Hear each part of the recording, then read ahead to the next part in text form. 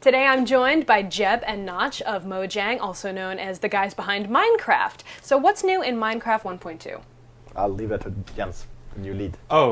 We've added cats and ocelots, and we've added iron golems for the villages. Mm-hmm. And also we increased the world maximum build height to the double what it was before, so you actually got 3 times the air space from the ground level to build on. I suppose those are the main new features. Great.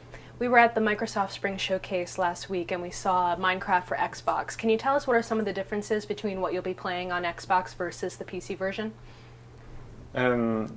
Well, one difference is that you will have split screen, because that's more couch play friendly, and also the crafting will be a little bit different because it will have all the recipes for you, and it will tell you which you are able to create based on the items you have in your inventory at the moment.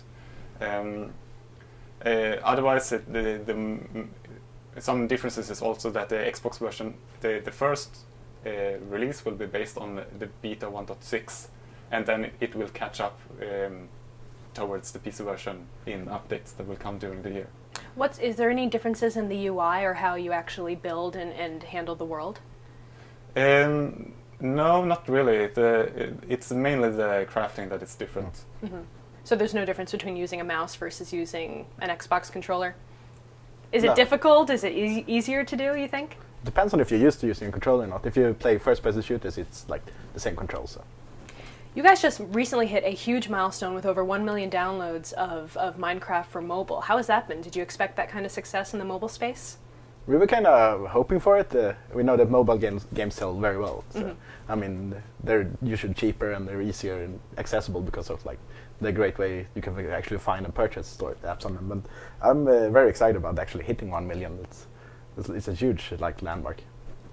I'm always the pessimistic. Yeah. So I'm very amazed. Yes.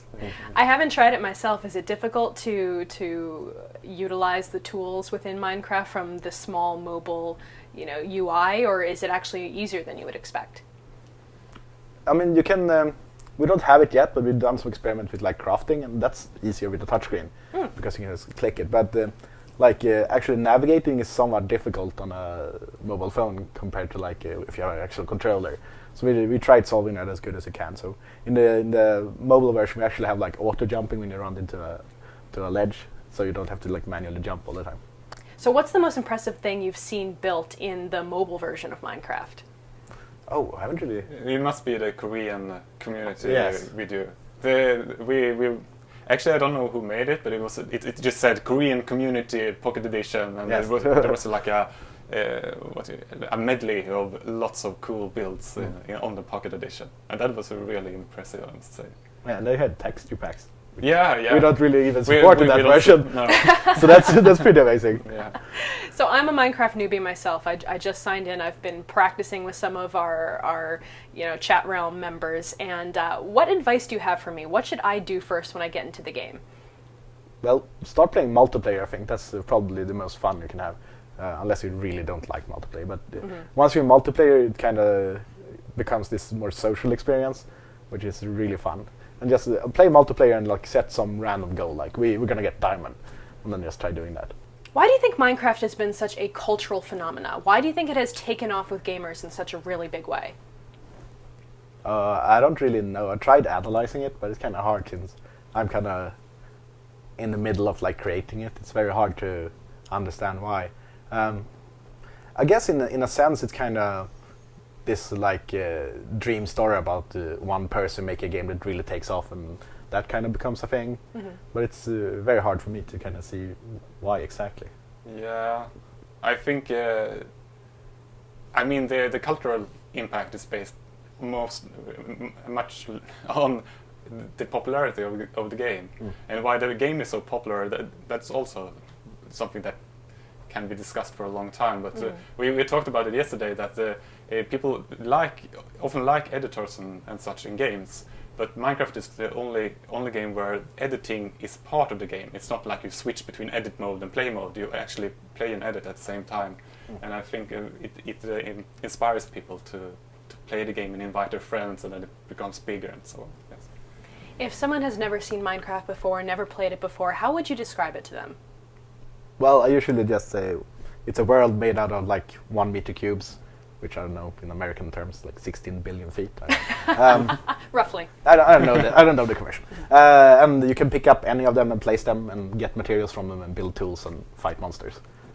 So that's basically it. There's no real goal. There is a goal, but it's not expressed in the game. Now, what would you say is the ultimate goal then? Well, there's a dragon you get to fight. The dragon. So there's a dragon. Yeah, I usually explain the game as a sandbox game, but that doesn't really help if you don't know what a sandbox game is. No. So it's a toy, I suppose, and it lets you set your own goals. Every game needs a good dragon at the end. Yeah, that's true. I think that's the pinnacle of you have completed your quest. Yes. You get to murder the dragon. Dragon didn't ask for it. No, it's an innocent dragon. He's an innocent dragon. We explicitly made it innocent in Minecraft. Really? No, it's really nasty. Yeah. It probably did something. I guess it's probably. Yeah. What's his backstory? It's- Can we it's, invent a backstory for him Sure, right now? he murdered your parents Yes. with fire, dragon fire. Yes. Is this you're telling me that he murdered my parents just now? Yes. I'm sorry. On camera? I'm so sorry. It's all right. I'll live. So let's move on to our lightning round, which is questions from our viewers. And the first one comes from Sir Cheeto. And he asks, capes. Will we ever see more capes, like the ones you gave out at Minecon? And he also goes on to say, you'll be releasing Minecraft on the Xbox soon. Do you plan to make the game available on any more consoles, like the Nintendo Wii or the PlayStation? Well, for capes, I don't think we know what we're gonna do with them yet. The first step with capes is that we are going to make it possible to choose. If you have a cape now, we will going to make it possible to choose to not use the cape in your profile, when you choose your skin and such. And after we have that, then it will be possible to add capes, multiple capes for one player, and then they can choose in the profile which one they want to use. And when that is working, then we'll see a lot more capes, I believe. Okay. So we're probably not going to see it on the console soon because we signed a very good agreement with Microsoft to get it on the Xbox. Ah, fair enough. Yes. The next question comes from the Necromancer. He says, any plans for more Mojam style events in the future? Oh, Mojam was a 60-hour game jam, and a game jam is where you focus to start from scratch and make a game in a very short period of time. And this time Mojam was a live-streamed game jam for charity, where people would donate to charity to get the game once it was completed. And we did it together with 2 other indie developers, the Wolfire and the Oxide Game Studio. The question was if we were going to do anything else. Another one? Sorry? Another one? Or? Yeah. I think we thought it was really fun, but we haven't planned it. No, I would love to. Yeah. That'd be great. Yeah. The next question comes from Velirno. He says, I work with kids with autism and behavioral issues, and the really functional cases have gotten into the game and really get a lot out of exploring and creating. However, they wouldn't be able to do anything if I, a long-term player, wasn't there to explain how to play. I'm just wondering how far off a proper tutorial / in-game encyclopedia is for new gamers. I don't think we have any plans to do anything like that. No. No. Not even for the kids with autism? Especially not. No. No, I think doing something like that means you have to keep it updated all the time. I mean, we could probably, if we did something like that, we'd probably make it automatically get the stuff from the Wikipedia or the wiki that the players update. But then we run into trouble with vandalism. Like if someone posts a really inappropriate picture and it appears in the game, then we're kind of responsible for that. Have you considered, or will you ever consider, re-implementing Minecraft in a major game engine like Unreal Engine, CryEngine, etc.? Java seems to have the advantage of being able to run on a very wide range of computers, which has definitely helped their success, but I'm wondering why you aren't thinking bigger, and this comes from Beats for the Mind. I don't think those engines would be able to run Minecraft, because those are made for static environments, more or less. I mean, in the CryEngine you can kind of destroy trees and stuff like that, but you can't really dig tunnels. And they are really made for, you design a level, then you kind of compile it so it runs very fast. Whereas in Minecraft, everything is dynamic. So we kind of have to have our own engine for that. So, yeah, I think we are thinking bigger by not using those. Yeah. Gotcha. All right, and the next question comes from Dark Demon 42. Can you ask Mojang to comment on the bucket people being hired and how far away the modding API is? The bucket team were hired because they have done an unofficial server with modding support, at least on in the multiplayer and server part, and they also have a like multiplayer optimization style. That's not the word I was looking for, but it works, I guess. And our plan now is to make the official Minecraft server catch up with Bucket to have a server-side modding, and after that allow for client-side modding, which means adding your own models and textures and client-side effects.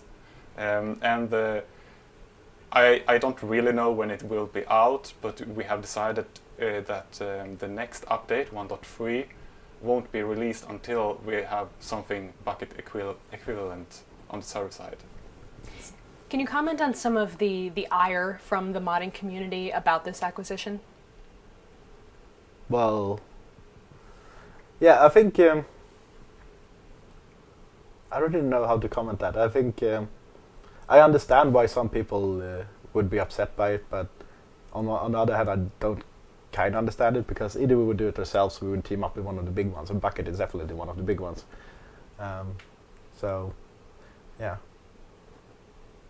I think I've seen lots of positive comments as well. I think there's just a few that's been like negative or upset about it. The vocal negative portion. Yeah, I mean there are a few like that have been doing their own thing and they feel kind of cheated, and I understand that.